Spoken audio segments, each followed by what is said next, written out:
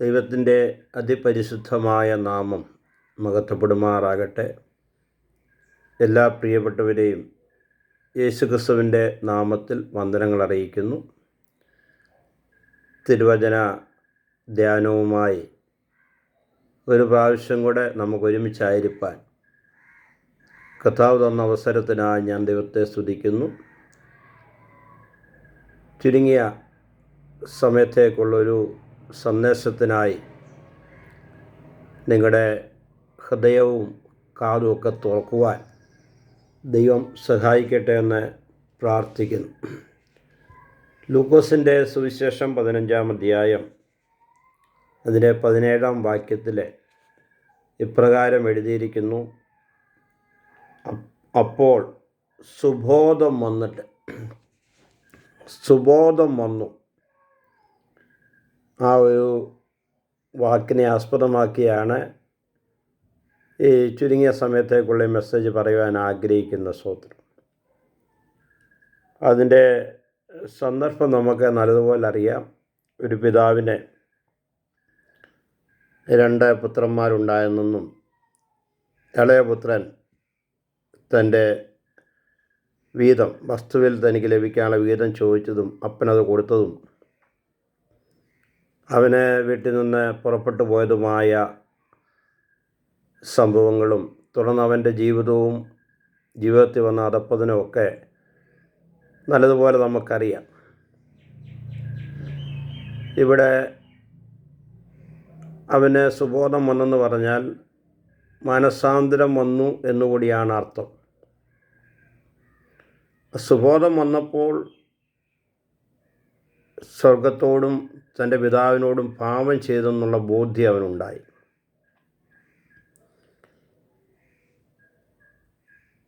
അവന് വീട്ടിലെ ചുറ്റുപാടുകളിൽ തൃപ്തനാകാതെ, അവിടുത്തെ നിയന്ത്രണങ്ങളിൽ തൃപ്തനാകാതെ, അവിടുന്ന് കിട്ടുന്ന സ്നേഹത്തിൽ തൃപ്തനാകാതെ പുതിയ സ്നേഹം തേടിയാണ് ഇറങ്ങിയത്. കുറച്ചുകൂടി മെച്ചപ്പെട്ട ഒരു സാഹചര്യവും സ്നേഹത്തിനുമായിട്ടായിരിക്കാം അവൻ വീട്ടിൽ നിന്ന് ഇറങ്ങിപ്പോയത്. അതവനെ കൂട്ടുകാരുടെ കൂടെ എത്തിച്ചു. തുടർന്ന് വേശ്യമാരുടെ കൂടെയായി. തുടർന്ന് പന്നികളെ മേയ്ക്കുന്ന സ്ഥലത്തെത്തി. ഇങ്ങനെ നമ്മൾ പരിശോധിച്ച് നോക്കുമ്പോൾ താഴേക്ക് പോകുന്ന ഒരു പൈതലിനെയാണ് ഇവിടെ കാണാൻ കഴിയുന്നത്. സ്നേഹത്തിൽ നിന്നുള്ള പടിയിറക്കമാണ് പാപമെന്ന് പറയുന്നത്. പഴയ നിയമത്തിൽ പാപം ഒരു പ്രവൃത്തിയായിരുന്നെങ്കിൽ, വ്യഭിചാരമോ കൊലപാതകമോ മോഷണമോ പോലുള്ള പ്രവൃത്തിയായിരുന്നെങ്കിൽ, പുതിയ നിയമത്തിൽ അത് മനസ്സിൻ്റെ ഒരു മനോഭാവമാണ്. വീട്ടിലെ സ്നേഹം, അപ്പൻ്റെ സ്നേഹം, കരുതൽ പോരെന്ന് തോന്നിയിട്ട് അവിടുത്തെ സാഹചര്യങ്ങളിൽ തൃപ്തനാകാതെ കുറച്ചുകൂടി മെച്ചപ്പെട്ട ഒരു സാഹചര്യങ്ങളും സ്നേഹവും കൂട്ടുകാരിൽ നിന്ന് കിട്ടുമെന്ന് കണ്ടായിരിക്കാം താൻ ആ പടിയിറക്കം ആരംഭിച്ചത്. ആ പടിയിറക്കം അവനെ ഒരു ഡിസെൻഡിങ് പ്രോസസ്സിലേക്ക് എത്തിച്ചെന്നുള്ള കാര്യത്തിൽ തർക്കമൊന്നുമില്ല. നമ്മളിത് പരിശോധിച്ച് നോക്കിയാൽ വീട്ടിൽ നിന്ന് താഴോട്ട് പടിയിറങ്ങി എന്ന് പറഞ്ഞാൽ പാപത്തിൻ്റെ ആദ്യത്തെ ഘട്ടമാണ് സ്നേഹത്തിൽ നിന്നുള്ള പടിയിറക്കം. തുടർന്ന് കൂട്ടുകാരുടെ കൂടെയായി, അവിടെയും പടിയിറക്കം തുടങ്ങി. തുടർന്ന് വേശ്യമാരുടെ കൂടെയായി. അപ്പൻ്റെ കയ്യിൽ നിന്ന് കിട്ടിയ മുതലെല്ലാം തീർത്തു. അവസാനം ക്ഷാമമായി. പന്നികളെ മേയ്ക്കുന്ന ഒരു കാര്യത്തിലേക്ക് നീങ്ങി. പന്നിക്ക് കൊടുക്കുന്ന ആഹാരം തവിടെന്നാണ് അതിനൊരു ബൈബിളിലെ ട്രാൻസ്ലേഷനിൽ. അതെങ്കിലും കഴിച്ചൊന്ന് തൃപ്തനാകാൻ ആഗ്രഹിച്ചെങ്കിലും അവൻ അതും ലഭിച്ചില്ല. അപ്പോൾ അവൻ എന്ത് തേടി ഇറങ്ങിയോ അതൊന്നും അവന് ലഭിച്ചില്ലെന്നുള്ളതാണ് സത്യം. കൂട്ടുകാരെ കൊടുത്ത സ്നേഹം വ്യാജമായിരുന്നു. വേശ്യമാർ കാണിച്ച സ്നേഹം വ്യാജമായിരുന്നു. അതുപോലെ തന്നെ ജോലിക്ക് നിയോഗിച്ച അദ്ദേഹം ഒരു അടിമയെപ്പോലെ തന്നെ കണ്ടു. തവിടെന്നൊക്കെ പറയുമ്പോൾ അതിൻ്റെ അരി എടുത്ത് മാറ്റിയ ഭാഗമാണ് തവിട്. അകമൊന്നുമില്ല. അപ്പം ഈ പൊള്ളയായ സ്നേഹം അവന് ഒത്തിരി അനുഭവിച്ചു. അപ്പോഴാണ് അവന് സുബോധം വരുവാനായിട്ട് ഇടയാട് തീർന്നത്. തുടർന്നൊരു പടികയറ്റമാണെന്ന് നമുക്ക് മനസ്സിലാക്കാൻ കഴിയും. ആ സുബോധം വന്നപ്പോൾ അവൻ എന്താ ഓർത്തെന്ന 17-ാം വാക്യത്തിലുണ്ട്. എൻ്റെ അപ്പൻ്റെ എത്ര കൂലിക്കാർ ഭക്ഷണം കഴിച്ച് ശേഷിപ്പിക്കുന്നു. അപ്പോൾ പാത്രം നോക്കാതെ വിളമ്പുന്ന ഒരപ്പൻ, മകനെന്നോ കൂലിക്കാരെന്നോ ഒന്നും നോക്കാതെ മനസ്സലിവോടെ ഉപാധികളില്ലാതെ മിച്ചം വരത്തക്ക നിലയിൽ വിളമ്പിക്കൊടുക്കുന്ന ഒരു വലിയ സ്നേഹത്തിൽ നിന്നാണല്ലോ എൻ്റെ പടിയിറക്കമെന്നോർത്തപ്പോൾ അവന് മാനസാന്തരം ഉണ്ടായി, അല്ലെങ്കിൽ സുബോധം വന്നു. മാനസാന്തരം എന്ന വാക്കിന്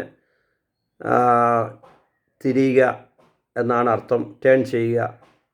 അതിൻ്റെ കുറച്ചുകൂടെ ശരിയായ വാക്ക് എബൌട്ട് ടേൺ എന്നാണ്. നേരെ എങ്ങോട്ട് പോകുന്നു അവിടുന്ന് നേരെ പുറകോട്ട് തിരിയുക. അപ്പം ഇവനെ അപ്പൻ്റെ അടുത്തുനിന്ന് ആ സ്നേഹത്തിൽ നിന്ന് താഴോട്ട് പോയെങ്കിൽ നേരെ അപ്പൻ്റെ അടുക്കലേക്ക്, ആ വീട്ടിലേക്ക് തിരിഞ്ഞ് നടക്കുക, അതിനുള്ള പടികൾ കയറുക. അതാണ് മാനസാന്തരം മൂലം ഉണ്ടാകുന്നത്. ഈ പകൽക്കാല വചനങ്ങളെ കേൾക്കുമ്പോൾ ആരെങ്കിലും തങ്ങളുടെ കുഞ്ഞുങ്ങൾ ദൈവത്തിൽ നിന്നോ നിങ്ങളിൽ നിന്നോ ഒക്കെ അകന്നു പോയിട്ടുണ്ടെങ്കിൽ, അതിനെ ഭാരപ്പെട്ടിരിക്കുകയാണെങ്കിൽ അവർക്ക് വേണ്ടിയും കൂടാണ് ഈ മെസ്സേജ് ഞാൻ പറയുന്നത്. എന്നാൽ ഈ സ്നേഹനിധിയായ പിതാവ് ഇവൻ മടങ്ങി വരുമെന്നുള്ള വലിയ പ്രത്യാശയിലാണായിരുന്നെന്നുള്ളത് വചനം സൂചന നൽകുന്നുണ്ട്. എന്നും ദൂരേക്ക് കണ്ണു നട്ടിരിക്കുന്ന ഒരു അപ്പനെ അവിടെ കാണാൻ കഴിയും. കാര്യം തൻ്റെ മകൻ മടങ്ങി വരും, ഒരു വലിയ പ്രതീക്ഷയായിരുന്നു. അവന് തന്നെ വിട്ടു പോയപ്പോൾ തന്നെ, സ്നേഹത്തിൽ നിന്ന് വടിയിറങ്ങിയപ്പോൾ തന്നെ മരിച്ചവനായിപ്പോയി, അല്ലെങ്കിൽ പാപത്തിൽ അകപ്പെട്ടു. എന്നാൽ അവന് ജീവൻ വെക്കും, അവൻ മടങ്ങി വരും. പൗലോസ് പറയുന്ന പോലെ അതിക്രമങ്ങളാലും പാവങ്ങളാലും മരിച്ചവരായിരുന്ന നിങ്ങളെയും യേശു ജീവിപ്പിച്ചു എന്ന് പറയുന്ന പോലെ തന്നെ ജീവൻ വെക്കുമെന്നുള്ള ബോധ്യത്തോട് താൻ കാത്തിരിക്കുകയാണ്. അതുകൊണ്ട് ഈ മകൻ തിരിച്ചു വരുമ്പോൾ അവിടെ എഴുതിയിരിക്കുന്നത് നമുക്ക് കാണുവാനായിട്ട് കഴിയും. 20-ാമത്തെ വാക്യം, അവൻ എഴുന്നേറ്റ് അപ്പൻ്റെ അടുക്കൽ പോയി. ദൂരത്തു നിന്ന് തന്നെ അപ്പൻ അവനെ കണ്ട് മനസ്സലിഞ്ഞ് ഓടിച്ചെന്ന് അവൻ്റെ കഴുത്തെ കെട്ടിപ്പിടിച്ച് അവനെ ചുംബിച്ചു.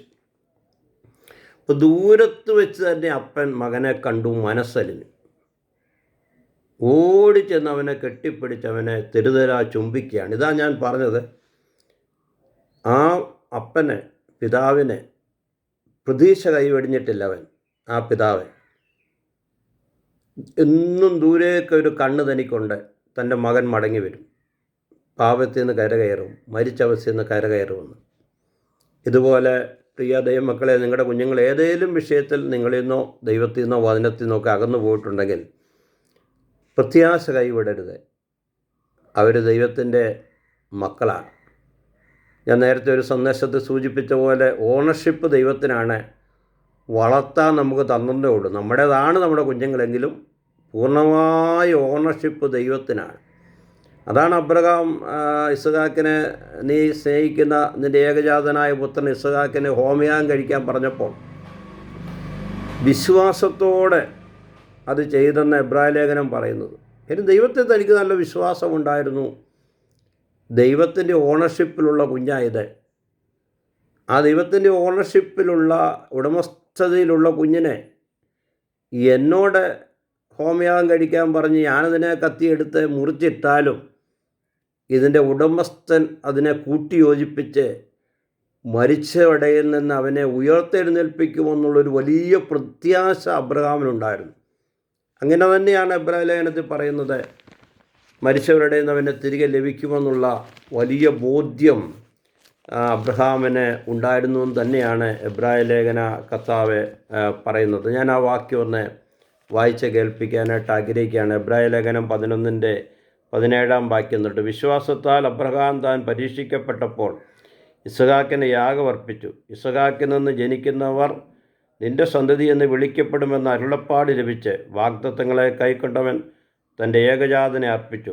മരിച്ചവരുടെ ഇടയിൽ നിന്ന് ഉയർപ്പിപ്പാൻ ദൈവശക്തനെ നെണ്ണുകയും അവരുടെ ഇടയിൽ നിന്ന് എഴുന്നേറ്റവനെപ്പോലെ അവനെ തിരികെ പ്രാപിക്കുകയും ചെയ്തു. അപ്പോൾ അബ്രഹാം വിശ്വാസത്താലാണ്, ദൈവത്തിലുള്ള വിശ്വാസത്താൽ, ആശ്രയത്താലാണ് ഇസ്ഹാക്കിനെ അർപ്പിച്ചത്. എന്നാൽ അങ്ങനെ യാഗം കൊടുക്കുമ്പോൾ അവൻ തീർന്നെന്നോ തൻ്റെ കുടുംബത്തിൻ്റെ ഭാവി അടഞ്ഞെന്നോ ഒന്നും അബ്രഹാമിന് ചിന്തയില്ല. കാര്യം ഒരു വാഗ്ദത്തം, ദൈവം കൊടുത്ത ഒരു വാഗ്ദത്തമുണ്ട്. അതെന്താണ്? ഇസ്ഹാക്കിൽ നിന്ന് ജനിക്കുന്നവർ നിൻ്റെ സന്തതി എന്ന് വിളിക്കപ്പെടും. ഇസ്ഹാക്കിൽ നിന്ന് ജനിക്കുന്നവർ നിൻ്റെ സന്തതി എന്ന് വിളിക്കപ്പെടുമെന്ന് പറയുമ്പോൾ അതൊരു വാഗ്ദത്തമാണ്. അങ്ങനെയെങ്കിൽ ഇസ്ഹാക്ക് ഇവിടെ ഞാൻ കത്തിയെടുത്ത് മുറിച്ച് മരിച്ചു വീണാലും ഹോമയാഗം കഴിച്ചാലും ദൈവത്തിൻ്റെ വചനം എന്നോട് അരുളി ചെയ്തത് ഇസ്ഹാക്കിൽ നിന്ന് ജനിക്കുന്ന ആ കുഞ്ഞുങ്ങളാണ് എൻ്റെ സന്തതികൾ. അപ്പോൾ ഇവനെ മരിച്ചവരുടെ നിന്ന് എഴുന്നേൽപ്പിച്ച് തരാനും അവനെ വിവാഹം കഴിപ്പിക്കാനും അവന് സന്തതി ഉണ്ടാകത്തക്ക നിലയിൽ പ്രവർത്തിപ്പാനും ദൈവശക്തനാണ്. ആ ഒരു ദൈവിക വിശ്വാസത്തിലും ആശ്രയത്തിലും പ്രത്യാശയിലുമാണ് അബ്രഹാം ഇസ്ഹാക്കിനെ അർപ്പിച്ചത്. അതുപോലെ തന്നെ തിരികെ ലഭിക്കുകയും ചെയ്തു.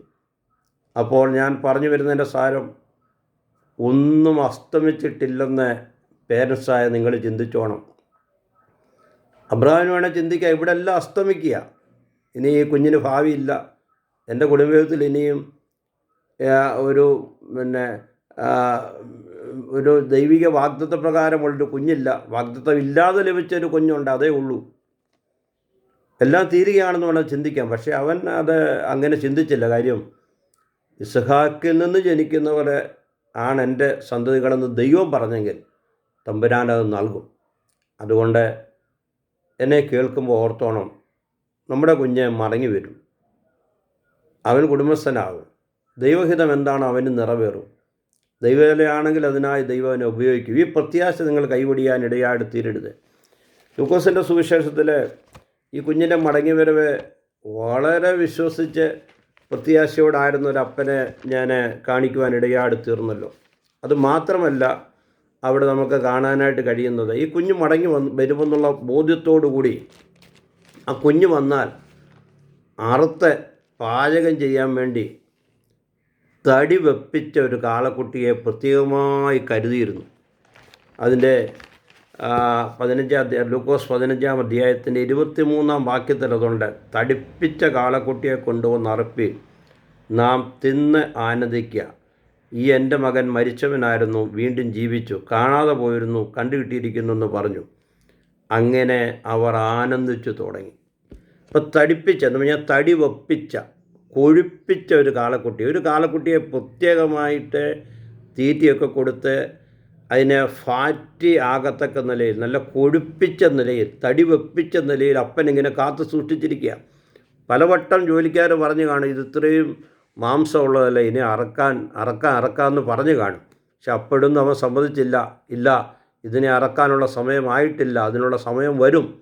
ആ വലിയ പ്രത്യാശയാണ് ഈ മകൻ മടങ്ങി വരുമെന്നും അവനായി ഈ തടി വെപ്പിച്ച അല്ലെങ്കിൽ കൊഴുത്ത ഈ കാളക്കുട്ടിയെ അവന് വേണ്ടി അറുത്ത് അത് ഭക്ഷിച്ച് അവനോടൊത്ത് ആനന്ദിക്കുമോ എന്നുള്ള വലിയ പ്രത്യാശയാണ്. ഈ പ്രത്യാശയാണ് നമ്മുടെ ഓരോരുത്തരുടെയും ജീവിതത്തിൽ ഉണ്ടാകേണ്ടത്. കാരണം ഇതിൻ്റെ ഓണർഷിപ്പ് ദൈവത്തിനുള്ളതാണ്. അപ്പോൾ ഏതു തര സ്നേഹത്തിൽ നിന്നും പടിയിറങ്ങുന്നത് വാസ്തവത്തിൽ പാപമാണ്. അതുകൊണ്ടാണ് ഇത്ര ഗൗരവത്തിൽ വെളിപ്പാട് പുസ്തകത്തിൽ 2-ാം അധ്യായത്തിൽ എഫെസസിലെ സഭയോട് യേശു തന്നെ ദൂത് പറയുന്നത്, നിങ്ങളുടെ ആദ്യ സ്നേഹം വിട്ടുകളഞ്ഞിരിക്കുന്നു എന്നൊരു കുറ്റം നിങ്ങളെക്കുറിച്ച് പറയുവാനുണ്ട്. എന്നിട്ട് പറയാം, മാനസാന്തരപ്പെടുക, ആദ്യത്തെ പ്രവർത്തിക്കുക എന്ന് പറഞ്ഞാൽ തിരികെ വരിക, മടങ്ങി വരിക, ആദ്യത്തിലേക്ക് മടങ്ങി വരിക. പൗലോസും പറയുന്നുണ്ട്, എനിക്ക് സ്നേഹമില്ലെങ്കിൽ ഞാൻ ദൂതന്മാരുടെയും മനുഷ്യരുടെയും ഭാഷകളിൽ സംസാരിച്ചാലും ഒന്നുമില്ല, ഞാൻ മുഴങ്ങുന്ന ചെമ്പോ ചിലമ്പുന്ന കൈത്താളമോ മാത്രമാണ്.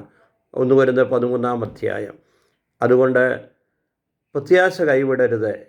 നമ്മളെ ഉൽപ്പത്തി പുസ്തകത്തിൽ നോഹയുടെ കാലഘട്ടത്തിൽ വന്ന മഹാപ്രളയത്തിൽ ഒരു പ്രത്യേക കാര്യം നമുക്ക് കാണുവാനായിട്ട് കഴിയും. ആ ഉൽപ്പത്തി പുസ്തകം 9-ാം അധ്യായത്തിലെ ഒരു വാക്യം ഞാൻ നിങ്ങളെ വായിച്ചു കേൾപ്പിക്കാൻ ആഗ്രഹിക്കുകയാണ്. ആ ദൈവത്തിൻ്റെ ന്യായവിധി ഭൂമിയെല്ലാം വന്ന് മൂടി, വെള്ളം കൊണ്ട് മൂടി, സകല ജീവജാലങ്ങളും നശിച്ച് എല്ലാം പിന്നെ സസ്യലതാദികൾ മുഴുവൻ വെള്ളത്താൽ അവിഞ്ഞ് പോയി. എല്ലാം പ്രതീക്ഷയെല്ലാം തീർന്നു എന്നുള്ള നിലയിലേക്കൊക്കെ വന്നെങ്കിലും 8-ാം അധ്യായം 8-ാം അധ്യായത്തിൽ ഒരു വാക്കുണ്ട് 11-ാം വാക്യത്തിൽ, പ്രാവ് വൈകുന്നേരത്ത് അവൻ്റെ അടുക്കൽ വന്നു, അതിൻ്റെ വായിലതാ ഒരു പച്ച ഒലിവില, അതിനാൽ ഭൂമിയിൽ വെള്ളം കുറഞ്ഞുവെന്ന് നോഹ അറിഞ്ഞു. അപ്പോൾ പ്രാവിനെ അയച്ചു. അതിന് മുമ്പേ ഒരു മലങ്കാക്കി അയച്ചത് നമുക്കറിയാം. പ്രാവിൻ്റെ വായിലൊരു പച്ച ഒലിവില എന്ന് പറഞ്ഞാൽ ഒരു പ്രത്യാശ നൽകുന്ന, പ്രതീക്ഷ നൽകുന്ന ഒരു പച്ചപ്പിൻ്റെ അനുഭവം നോഹ കണ്ടു. ഭൂമിയിൽ നിന്ന് വെള്ളം ഇറങ്ങിയെന്നവന് മനസ്സിലായി. ഇത് ബൈബിളും ദൈവവും നൽകുന്ന ഒരു വലിയ പ്രത്യാശയാണിത്. എത്ര മൂടപ്പെട്ടാലും, വെള്ളത്താലോ ഏത് വിഷയത്താലോ എത്ര മൂടപ്പെട്ടാലും ദൈവത്തിൻ്റെ ഒരു ടൈമുണ്ട്. ആ സമയത്ത് വെള്ളം ഇറങ്ങും. വെള്ളം ഇറങ്ങുമ്പോഴത്തേക്ക് ഈ ഭൂമിയിലെ സകല മരങ്ങളും സസ്യങ്ങളും ഒക്കെ ചീഞ്ഞളിഞ്ഞു പോയി കാണും. പക്ഷെ അപ്പോഴും പ്രതീക്ഷ കൊടുക്കത്തക്ക നിലയിൽ ഒരു പച്ച ഒലിവല ദൈവം സൂക്ഷിച്ചിരുന്നു. പ്രാവ് അത് തന്നെ കൊത്തിക്കൊണ്ട് കൊടുത്തു. പ്രാവിന് വേറെ എന്ത് വേണേലും ചെയ്യാമായിരുന്നു, തിരികെ ഇരിക്കാമായിരുന്നു, ഒന്നും കൊടുക്കാതിരിക്കാമായിരുന്നു. പക്ഷേ പ്രാവ് ദൈവത്താൽ നിയോഗിതരായി കൊണ്ടുവന്നത് ഒരു പച്ച ഒലിവലയാണ്. ഞാൻ പറഞ്ഞു വരുന്നത്, എന്തിനാലെല്ലാം മൂടപ്പെട്ടാലും, എല്ലാം വെള്ളത്താൽ മൂടപ്പെട്ടാലും, എല്ലാം മറ്റുള്ള വിഷയങ്ങളാൽ മൂടപ്പെട്ടാലും ദൈവത്തിലുള്ള പ്രതീക്ഷയും പ്രത്യാശയും കളയരുത്. കാര്യം ഇതെല്ലാത്തിനെയും ഇറക്കുവാൻ, വെള്ളത്തെ മുഴുവൻ ഇറക്കിക്കളയുവാൻ, പിന്നെ ഒരു പച്ചപ്പ് തരുവാൻ, പിന്നെ ഒരു തളർപ്പ് തരുവാൻ ദൈവശക്തനാണ്. കർത്താവ് തന്നെ പറഞ്ഞല്ലോ, തന്നെ പാപികളെ ഏൽപ്പിക്കപ്പെടുമെന്നും തന്നെ ക്രൂശിക്കുമെന്നും ഒക്കെ. 3-ാം നാൾ താൻ ഉയർത്തെഴുന്നേൽക്കും. ആ ഉയർപ്പ് ഒരു വലിയ പ്രത്യാശയാണ് നൽകുന്നത്. ഒരു 3-ാം നാളുണ്ടെന്നുള്ളത്. ഇതുപോലെ ഒരു ദിവസം നമുക്കുമുണ്ട്, ഒരു ഉയർപ്പ്, ഒരു പച്ചപ്പ് വരുന്നൊരു ദിവസം. അത് ഈ പിതാവ് കണ്ട ഒരു പച്ചപ്പ്, ആ പ്രത്യാശ അവനുണ്ടായിരുന്നു. ഇപ്പോൾ ഈ നിരാശപ്പെട്ടിരിക്കുന്ന സ്ഥാനത്ത് എൻ്റെ ഈ മകൻ മരിച്ചവനാണ്, പക്ഷേ അവൻ ജീവിക്കും, അവൻ മടങ്ങി വരും, കാണാതെ പോയി, പക്ഷേ അവനെ തിരികെ കിട്ടും. ആ പച്ചപ്പുണ്ടാകുമെന്നുള്ള വലിയ പ്രത്യാശയിൽ ഒരു കൊഴുപ്പിച്ച കാളക്കുട്ടിയെ കരുതി നിർത്തിയിരിക്കുക. അവൻ വരുമ്പോൾ അറുക്കണം. ഇതുപോലെ നമ്മുടെ ദൈവം നമ്മളെ സ്നേഹിക്കുന്നു. നമ്മുടെ പ്രിയ കുഞ്ഞുങ്ങളെ, നിങ്ങളുടെ പേരൻസ് നിങ്ങളെ സ്നേഹിക്കുന്നു. മറ്റുള്ള സ്നേഹം തേടി നിങ്ങൾ പോകുമ്പോൾ കുറച്ച് നാളുകൾ കൊണ്ട്, വർഷങ്ങൾ കൊണ്ടേ നിങ്ങൾക്കറിയത്തുള്ളൂ ഇതെല്ലാം വ്യാജമായ സ്നേഹമായിരുന്നെന്ന്, വെറും തവിട് പോലെയുള്ള അകക്കാമ്പില്ലാത്ത സ്നേഹമായിരുന്നെന്ന് നിങ്ങൾക്ക് മനസ്സിലാകത്തുള്ളൂ. നിങ്ങൾ അന്ന് ചിന്തിക്കും നിങ്ങളുടെ പേരൻസ് എത്രയോ കനിവുള്ളവരായിരുന്നു. അതുകൊണ്ട് പ്രതീക്ഷയോ പ്രത്യാശയോ കൈവിടരുത്. എപ്പോഴും ദൈവത്തിന് മഹത്വം കൊടുക്കുക, ദൈവത്തിൽ വിശ്വസിക്കുക. ഒരു പച്ച ഒലിവല ഒടുവിലുണ്ടാകും. ഈ വചനങ്ങളാൽ ദൈവം നിങ്ങളെ അനുഗ്രഹിക്കട്ടെ എന്ന് പ്രാർത്ഥിച്ചുകൊണ്ട്, എല്ലാവരോടും നന്ദി പറഞ്ഞുകൊണ്ട് ഞാൻ ഈ വചന ശുശ്രൂഷയെന്ന് ഇപ്പോൾ ചുരുക്കമായി ഇവിടെ നിർത്തുകയാണ്. ദൈവം അനുഗ്രഹിക്കും.